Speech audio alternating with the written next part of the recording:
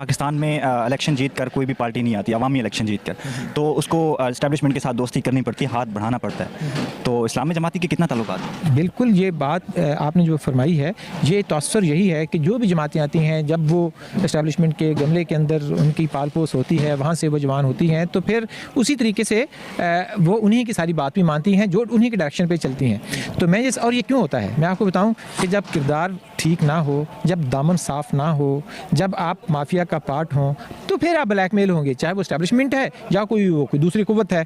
हम अल्हम्दुलिल्लाह हम तो चैलेंज करते हैं, अपने आप को पेश करते हैं कि आए हमें बताएं, हमने खिदमत की है, हम अहल हैं, हमारे ऊपर कोई इस तरह का कोई दाग नहीं है। तो इसलिए हम इस्टेब्लिशमेंट हमें कोई ब्लैकमेल नहीं कर सकती है, हमें किसी बात का खौफ नहीं है। तो इसलिए इस खौफ से निकलने के ज़रूरी है कि अपने किरदार को साफ़ करें। किरदार साफ़ होगा तो ये इस्टेब्लिशमेंट का खौफ भी और ये जो अजम्पशंस है कि इस्टेब्लिशमेंट के बगैर कोई पार्टी अगर नहीं आगे आ सकती, तो इंशाअल्लाह खुद ब खुद जो है ना वो साफ़ सुथरी